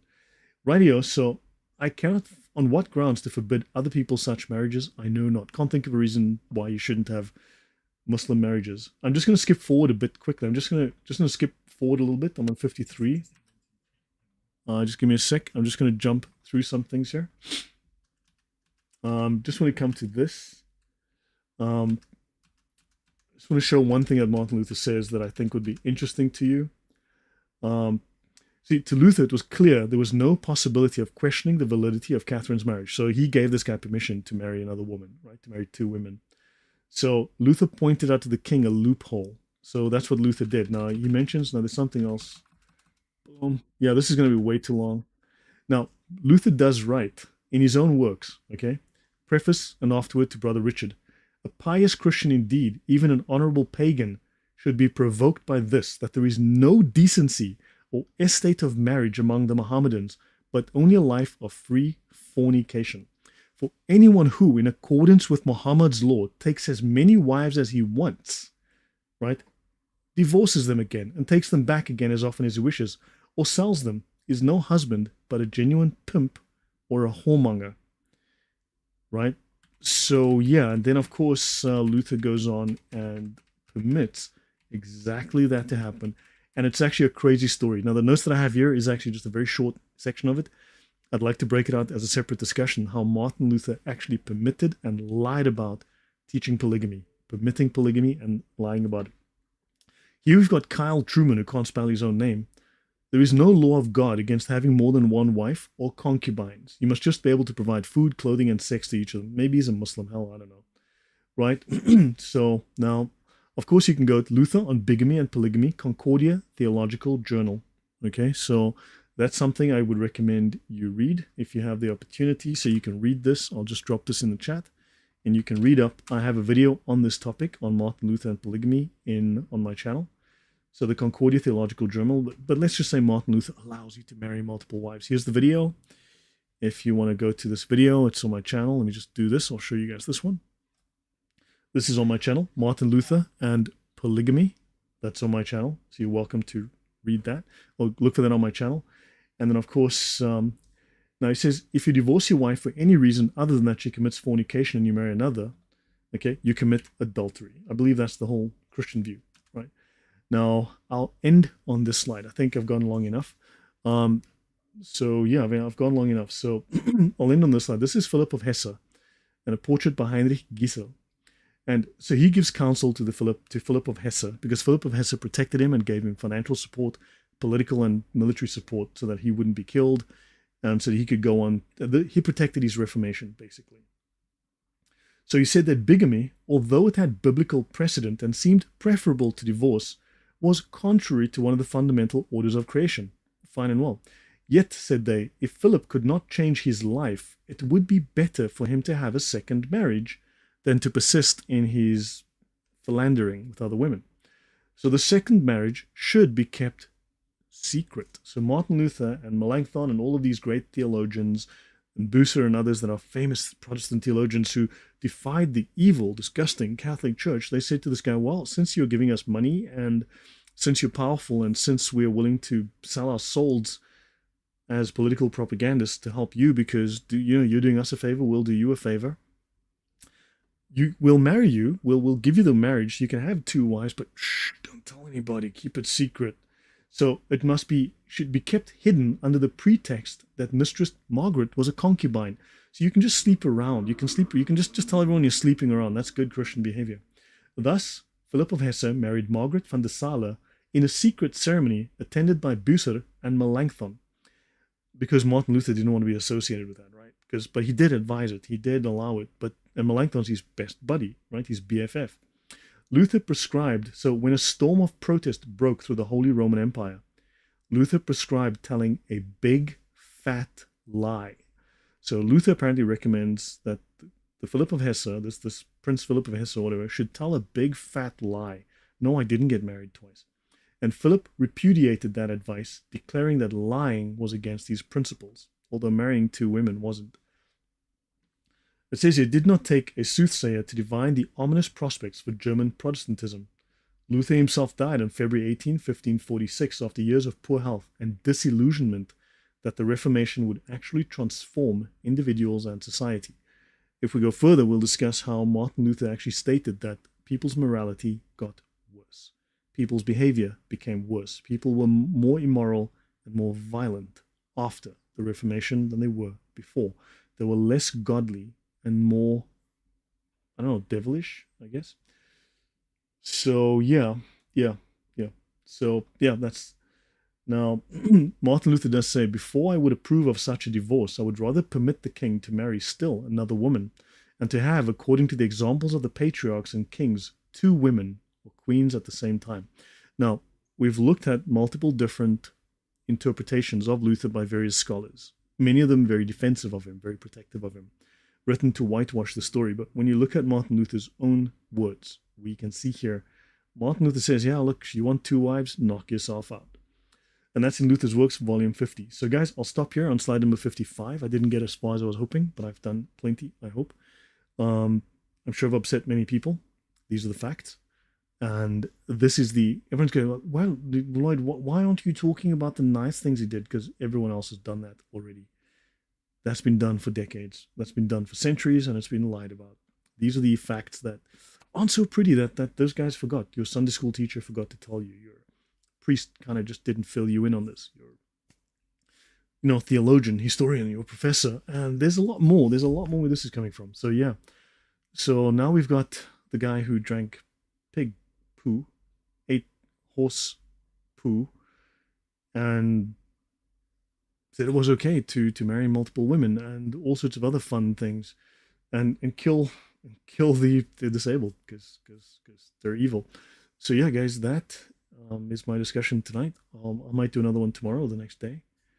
And Bay State Observer says, thanks for what you have presented for us, Lloyd. It's highly appreciated. So thank you.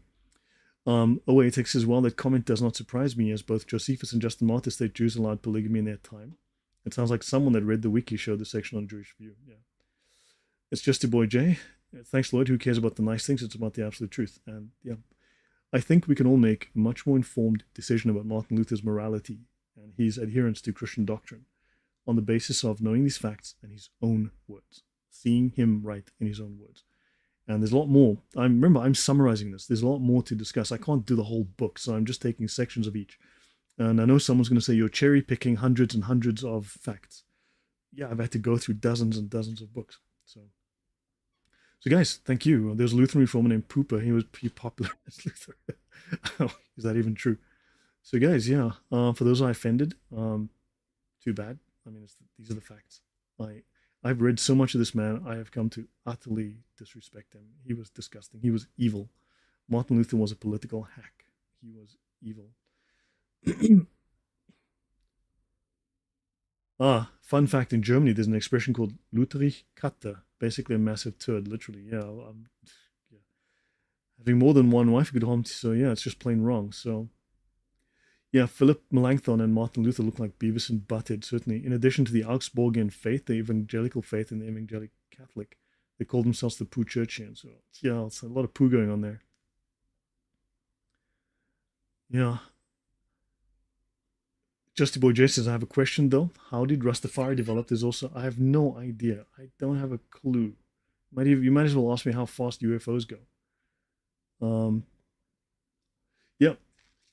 So guys, that's it from me. Hopefully this has been interesting and entertaining. If you do like this material, as unpleasant and as uncomfortable as it might be, please do like, do share, do subscribe.